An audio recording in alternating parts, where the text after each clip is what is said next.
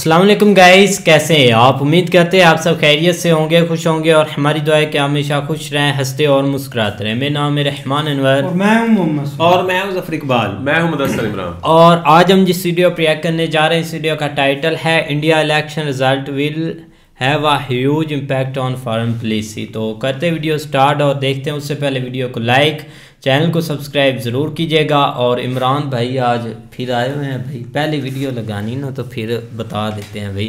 तो करते video start और देखते हैं। नमस्कार and welcome you to world affairs. मैं हूं प्रशांत धवन और इस वीडियो में हम बात करने वाले हैं कि हाल ही में भारत के जो इलेक्शन के रिजल्ट सामने आए हैं, इनका इम्पैक्ट क्या होगा ओवरऑल भारत की फॉरेन पॉलिसी पर। नाउ जैसे कि आप लोग जानते हैं कि अगले जो इंडियन जनरल इलेक्शंस हैं ये होंगे अप्रैल से मई के बीच में इन 2024। ये तो है लोकसभा के चुनाव। ये आप कह लीजिए क्रिकेटिंग टर्म्स में ये है फाइनल मैच। नाउ फाइनल से पहले क्या होता है, सेमीफाइनल। तो अभी जो रीसेंट चुनाव हुए ना स्टेट इलेक्शंस, इनको काफी बार मीडिया कह रहा था कि ये बेसिकली सेमीफाइनल्स है। सेमीफाइनल्स में देखना बहुत इंपॉर्टेंट है कि कौन सी पार्टी ज्यादा डोमिनेट कर रही है। और जो नंबर्स निकल के आए हैं दे आर क्वाइट सरप्राइजिंग। किसी को उम्मीद थी नहीं कि एक सिंगल पार्टी ज़्यादातर स्टेट्स में इतना डोमिनेट करेगी। पहली बात तो यहाँ पे आप देख पाएंगे जो इलेक्शन के रिजल्ट्स हैं ये सामने आए हैं of the states Madhya Pradesh, Rajasthan, Chhattisgarh और तेलंगाना। ना हुआ ये है कि बीजेपी ने बड़ी मेजॉरिटी के साथ मध्य प्रदेश, राजस्थान और छत्तीसगढ़ में सरकार बना ली है। तेलंगाना में कांग्रेस आगे है, कांग्रेस सरकार वहां पे बना लेगी। और ये जो 4 स्टेट के इलेक्शंस थे दे वर मैसिव इलेक्शंस। टोटल 160 मिलियन मतलब कि 16 करोड़ से ऊपर जो वोटर्स हैं इन्होंने यहाँ पर पार्टिसिपेट किया। हालांकि मुझे एक बात ये भी ऐड करनी पड़ेगी, हम नॉर्थ ईस्ट को इग्नोर ना कर दें। मिजोरम में भी चुनाव हुए हैं। मिजोरम के जो चुनाव के रिजल्ट्स हैं ये भी आने वाले थे मगर ये थोड़े से अभी डिले हो गए हैं। ये 4 दिसंबर को आएंगे। तो मिजोरम में भी पता लगना अभी बाकी है कि सरकार कौन बनाएगा। But for the time being ये हमारे सामने है इंडिया का पॉलिटिकल पावर मैप। जो स्टेट्स आपको सैफरॉन में दिख रही हैं ये बीजेपी रूल्ड हैं, जो ब्लू स्टेट्स आपको दिख रही है ये कांग्रेस रूल्ड हैं, और बाकी आप देखोगे बहुत सारी स्टेट्स हैं ये बहुत सारी रीजनल पार्टीज कंट्रोल कर रही हैं। और जो रिसेंट चुनाव हुए हैं ना इनमें कई मेजर स्टेट्स हैं जो आपस में बिल्कुल कनेक्टेड है। यहाँ पे आप देख पाएंगे राजस्थान, मध्य प्रदेश और छत्तीसगढ़। अगर हम मध्य प्रदेश में देखें तो अभी भी रुझान ही चल रही है, कंफर्मेशन हुई नहीं है कि कितनी सीट जीत ली है किस पार्टी ने, बट रफली लग रहा है कि बीजेपी की 166 सीट्स आ जाएंगी। राजस्थान में लग रहा है कि बीजेपी की 115 सीट्स आ जाएंगी और छत्तीसगढ़ में लग रहा है कि ये 55 से ऊपर सीट सिक्योर कर लेंगे। बट अगेन ये चेंज हो सकता है, अभी भी रुझान सामने आ रहे हैं। अब ये जो रिजल्ट है ना ये ना सिर्फ इंडियन मीडिया, मैं आपको बता दूं ग्लोबल मीडिया ना इंडिया के इन सेमीफाइनल इलेक्शंस को क्लोजली फॉलो कर रहा था।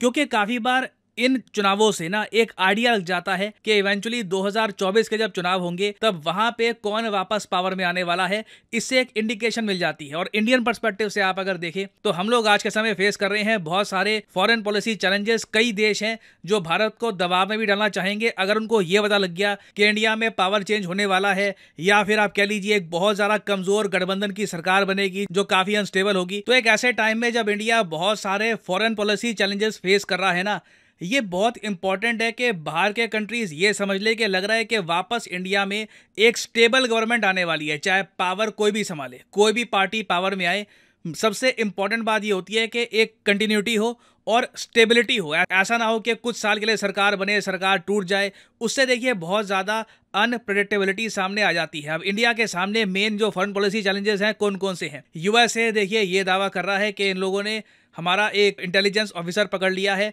जो यूएसए की धरती पर पन्नू को, खालिस्तानी सेपरेटिस्ट पन्नू को मारने की कोशिश कर रहा था। ये जो इशू है वैसे मैं आपको बता दूं काफी सीरियस है। हालांकि इंडिया यूएस के रिलेशंस फंडामेंटल बेस पे ज्यादा इससे अफेक्ट हुए नहीं है, मगर कई रिपोर्ट्स आई हैं कि रॉ के बहुत सारे जो स्टेशंस थे नॉर्थ अमेरिका में ये काफी जगह बंद कर दिए गए हैं। ये पहली बार है सिंस 1968 जो हम ये सब देख रहे हैं। बट अगेन ये सब रिपोर्ट्स क्लेम कर रही हैं। सेम केस आप अगर देखो कनाडा में आपको मिलेगा। कनाडा के साथ रिलेशंस हमारे रिलेटिवली खराब हुए हैं पिछले कुछ महीनों में निजर किलिंग के बाद, और कनाडा भी आज के समय इंडिया पे काफी प्रेशर डाल रहा है इन्वेस्टिगेशन के इशू को लेकर। फिर देखिए इंडो पैसिफिक में स्टेबिलिटी मेंटेन करना ये बहुत ही ज्यादा इंपॉर्टेंट है। इस सब के बीच में इंडो पैसिफिक को हम भूल नहीं सकते।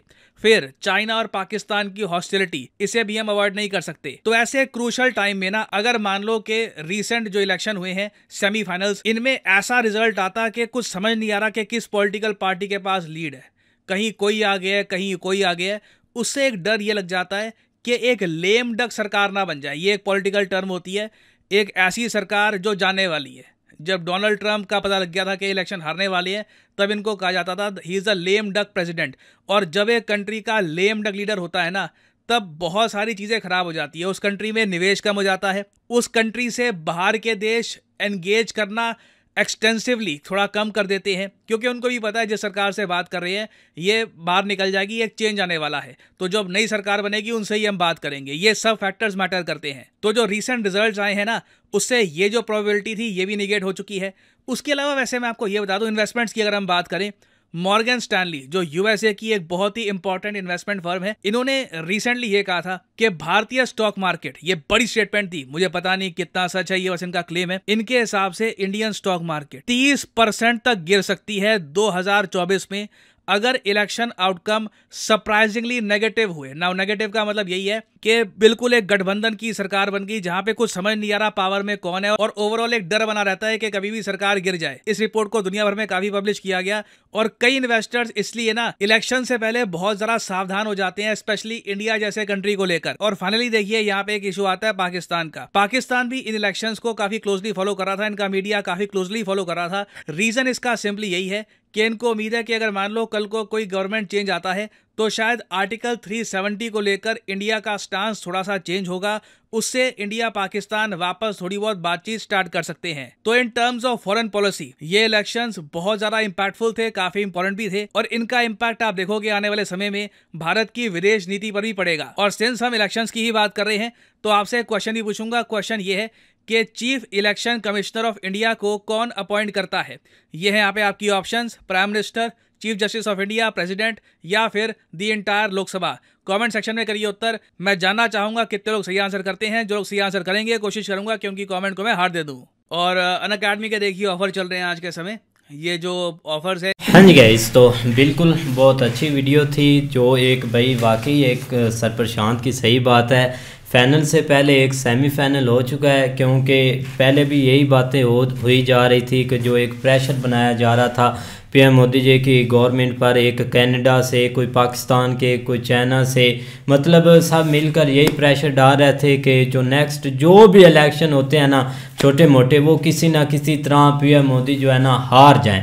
चाहे वो मणिपुर वाला कोई एक मामला उठाया वो इन्होंने, मतलब जितना ये एक काम ख़राब कर सकते थे ना, जितनी इनके अंदर एक हिम्मत थी, ये इन्होंने इतनी कोशिश की है। लेकिन जब आज का एक इन्होंने फाइनल रिज़ल्ट देखा है ना, पाकिस्तान ने भी और बाकी जहाँ जिन जिन लोगों ने एक कोशिश की थी एक हुकूमत गिरने की या एक वोट ख़राब करने की, उन सब ने एक बार वो भाई शॉक्ड हो चुके हैं कि ये हमारे साथ हो क्या गया। लेकिन आगे आगे अब देखते जाएं, इलेक्शन होते जाएंगे और पीएम मोदी ही आती जाएंगी। नहीं, बाकी इसमें कोई शक नहीं यार। अब जो इलेक्शन हुए हैं ना, इसमें काफ़ी लोगों को उम्मीद थी एक राजस्थान की और छत्तीसगढ़ की, क्योंकि बहुत बड़ी स्टेट है, और इधर से अगर पीएम मोदी भाई हार जाते तो फिर काफ़ी एक इम्पैक्ट पड़ना था एक आगे जो जनरल इलेक्शन होने हैं। लेकिन ये वाकई एक सेमीफाइनल है भाई, इसमें रिजल्ट एक हैवी रिजल्ट हुए हैं, और अब जो चीज़ जो बंदे वेट कर रहे थे ना एक जनरल इलेक्शन के, उनको अब हर चीज़ से एक नज़र आ गया कि हम अभी तक नहीं जीत सकते, क्योंकि वो बहुत बड़ी लीड से जीते हैं जहां पर नहीं भी उम्मीद थी उनको। नहीं, बिल्कुल ऐसे ही इम्पैक्ट तो बहुत ज़्यादा पड़ना ये जो 3 स्टेट्स इन्होंने निकाली हैं ना 3-1 के हिसाब से, ये एक बहुत बड़ा इम्पैक्ट होगा। देख लो कि ना एक तरफ जो लोगों का माइंड सेट था ना, या एक थोड़ी सी जो कन्फ्यूजन थी वो एक फ़ौरन दूर हो गई है इस जो है ना रिजल्ट के साथ, क्योंकि यहाँ पे लीड काफ़ी निकली है। लीड की वजह से एक गेम जो है ना वो चेंज हुई है। बाकी चैलेंजेस तो ज़ाहिर बात इलेक्शन से पहले बहुत ज़्यादा थे, जो कि हमें भी नज़र आ रहा था, कभी कोई इशू उठ जाना, कभी कोई इशू उठ जाना। और जो कि हर तरफ से एक नेगेटिव, खासकर जो सबसे बड़ा मेजर इशू हुआ था ना वो कनाडा वाला हुआ था, जिसमें बहुत ज़्यादा हुकूमत को बदनाम करने की कोशिश की गई कि भाई इन्होंने एक गलत स्टेप लिया जो उधर कनाडा जाके इन्होंने लिया। लेकिन बस जब थोड़ा सा सीधी आ जाए तो फिर कोई नहीं कोई रुकावटें जो है ना वो दूर हो जाती हैं, और इस वजह से भाई वो मामला भी एक जो है ना वो रफा दफा हो गया, और लोगों ने उस चीज़ के ऊपर भी इतना ध्यान नहीं दिया। यहाँ तक लोगों ने इस चीज़ को इनकरेज किया कि भाई जो भी हमारे मुल्क के खिलाफ जाएगा हम उसको सीधा के, जिस तरह वहाँ उनके जो है ना वो मतलब डिप्लोमेट को यहाँ से निकाला था, ये एक बहुत बड़ा स्टेप था, जिस वजह से लोगों ने भाई या अपनी गवर्नमेंट को हौसला दिया भी आप परेशान हो, आपने सही किया जो करना था। देखें जो तो मोदी साहब को इतने ज़्यादा वोट पड़े हैं ना, इसकी वो नज़र तो आ ही रहा था कि पड़ेंगे इतने ज़्यादा, क्योंकि जितना उन्होंने परफॉर्म किया है। लेकिन वो जो प्रशांत साहब ने एग्जांपल दी है ना लेम डक वाली, यार वो अगर वो बड़ी एक इम्पोर्टेंट चीज़ है। मसलन अगर आप जीत तो रही हैं लेकिन वो जीतते हैं इस तरह के आपके ऊपर अगले 5 साल कोई खतरा ना हो। जैसे अगर पाकिस्तान की मैं बात करूं, इमरान खान साहब जीते तो थे लेकिन उनके पास इतनी सीटें ही नहीं थी कि वो अपनी हुकूमत इस तरह से पूरे 5 साल चला सकते। वो क्या होता था, हमेशा तरले मिनतों भी रहते थे दूसरी पार्टियों के, बस उसमें क्या होता है कि आप उनको ही कहते रहते हो कि यार ना छोड़ के जाना, ना अपनी हुकूमत बचाने पर रहते हो बजाय इसके कोई परफॉर्म कर सको। तो इसमें ये फ़ायदा ये होता है कि जब वो आपका फॉरेन इन्वेस्टर होता है ना, वो ये देख रहा होता है कि यार अब मैं जिस बंदे से बात कर रहा हूँ ना, इस बंदे के पीछे इतने करोड़ों लोगों का हाथ है, उन्होंने वोट दिया हुआ है, फिर इसने अगले 4 साल चलना है, 4-5 साल चलना है, मुझे इसने अगर मैं इन्वेस्ट करूंगा तो मुझे इसका रिटर्न वाकई में ही आएगा। ये नहीं होगा कि ये बंदा कल को बदल जाएगा, दूसरा आएगा तो मेरे अगेंस्ट आ जाएगा। तो ये बड़ी अच्छी बात है, इसीलिए इंडिया जो है वो बहुत ज़्यादा तरक्की भी कर रहा है आजकल, और इतना उनका जो है एक्सपोर्ट्स भी बढ़ रही हैं और उनकी खुशहाली भी आ रही है। तो अभी जैसे वो मैप दिखा रहे थे, वो कांग्रेस तो बिल्कुल ही कोई 1-2-3 स्टेट्स में ही रह गई है, हालांकि वो एक बड़ी पार्टी वही थी जो इनके वो अपोजिशन में आती थी, बाकी सारी तो रीजनल पार्टीज हैं। तो ऑब्वियसली नजर आ रहा है, सेमीफाइनल भी जीते हैं और फाइनल भी तकरीबन जीत ही चुके हैं। हाँ ये है। बाकी अभी आगे जो है ना वो एक 2-3 इसमें कोई शक नहीं। आप देखो ना, एक फॉरेन पॉलिसी पर आ जाए तो मुझे नहीं लगता इस रीजन में कोई एक इंडिया से स्ट्रॉन्ग किसी की फॉरेन पॉलिसी हो, क्योंकि अब पीछे एक मामला छिड़ा था, एक मतलब कि ऊपर से चीज़ें होने लगी थी। जब एक कनाडा वाला मामला हुआ था ना, तो अमेरिका ने काफ़ी प्रेशर डाला था कि एक पीएम मोदी की भाई ये हुकूमत ख़त्म हो जाए, क्योंकि उसका रीज़न यही था कि जो एक इधर G20 हुआ था ना, उसमें आपने एक रशिया को क्यों नहीं काउंटर किया, आपने रशिया को एक फ्रंट पर रखना था, क्योंकि सारे जो देश आए हुए थे ना वो इसकी निंदा करते और इसको मतलब कि यही बोलते कि जो किया है रशिया ने एक बहुत बुरा किया है उसके काउंटर में। लेकिन वो चीज़ें कि कुछ नहीं हुआ उसका, क्योंकि उसका दबाव एक अमेरिका पर है। अमेरिका पर ऐसे दबाव है कि क्योंकि इधर भाई एक चाइना डायनासोर की तरह बैठा हुआ है। अगर एक वाद कंट्री इधर इंडिया जो एक चाइना को काउंटर कर सकती है, अगर अमेरिका इनके साथ हालात बगड़ा एक मतलब के बिगाड़ता भी है तो फिर चाइना तो आगे निकल जाएगा, वो इस पूरे रीजन में फैल जाएगा। अफगानिस्तान उन्होंने आगे पहले से ये इतनी इन्वेस्टमेंट कर ली, एक जिधर आगे एक बांग्लादेश, श्रीलंका, वो सारे ये देश आपने काबू में कर लेंगे और ये एक डॉलर को बहुत बड़ी एक मतलब के धचका लगने वाला है। आप देखो ना, जैसे अब एक और ग्रुप बन रहा है कि मतलब के एक डॉलर को हमने काउंटर करना है, जिसमें चाइना और ये सारे ग्रुप मतलब के इकट्ठे हो रहे हैं। अगर वो इकट्ठे हो गए, उन्होंने अपनी मतलब के ट्रेड कर ली शुरू, तो भाई कौन पूछेगा फिर डॉलर को। तो इसमें अब मुझे नहीं लगता कुछ हो सकता है। अब मिडल ईस्ट पर आ जाए तो मिडल ईस्ट पर भाई पूरा इंडिया का आप समझ ले एक कब्जा ही है। सार ट्रेड मतलब के उधर वो तो किसी बंदे को आने नहीं देते, मतलब के जो इंडिया के बिजनेसमैन है या मेजर कंपनी है, हर प्रोडक्ट आपके पाकिस्तानी एक मतलब के यही आपको चुरन देते हैं कि हमारे मिडिल ईस्ट हमारा बहुत दोस्त है, लेकिन आपके कोई उधर प्रोडक्ट वो नहीं बेचने देते, क्योंकि ऑलरेडी इंडिया बेच रहा है एक अच्छे मार्जिन में। बिल्कुल भाई, बिल्कुल ऐसे ही है। लेकिन ये कि आप जो है ना वो पता चलेगा, एक तो मंथ पीछे हैं, बल्कि एक इसी माह में जो है ना वो आगे जो 1-2 स्टेट्स या कुछ स्टेट्स रहती हैं इधर साइड वाली, उनके इलेक्शन होने उसके बाद वाज़ह जो है ना वो पता चल जाएगा कि किस साइड के ऊपर चीज़ें जाती हैं। लेकिन अभी वाला जो रिजल्ट है ना, इसने हर चीज़ को हिला के रख दिया है, लोगों को एक दफ़ा ना परेशान कर दिया है कि हुआ क्या है। लोगों ने बहुत ज़्यादा काफ़ी उम्मीद लगा के बैठे हुए थे, खासकर ये इधर हमारे तजज़िया निगार लगे हुए थे कि भाई, क्योंकि इन्होंने वो देखी हुई थी वो यात्रा जो उन्होंने की थी एक पैदल चल के जो है ना भारत जोड़ो यात्रा, हाँ, कि वो शायद उसका बहुत ज़्यादा इम्पैक्ट पड़ा है, क्योंकि फिर वो मीडिया एंगेज हो जाता है कि वहाँ के जो मतलब एक यूट्यूब चैनल्स के साथ या वैसे लोगों के साथ कि वो क्या बोल रहे हैं, सोच रहे हैं, या किस तरह के एक इंटरव्यूज़ वगैरह हो रहे हैं, तो वो एक थोड़ी होप होती है। लेकिन अब थोड़ा सा निज़ाम जो है ना एकदम चेंज हो चुका है, क्योंकि ये जो एक दफ़ा चेंज हुआ है ना, इसने काफ़ी चीज़ों को हिला के रख दिया है। बाकी अच्छी वीडियो थी, उम्मीद करते हैं आपको पसंद आएगी। अगर पसंद आए वीडियो को लाइक, चैनल को सब्सक्राइब ज़रूर कीजिएगा। मिलते हैं नई वीडियो के साथ, तब तक के लिए अल्लाह हाफ़िज़।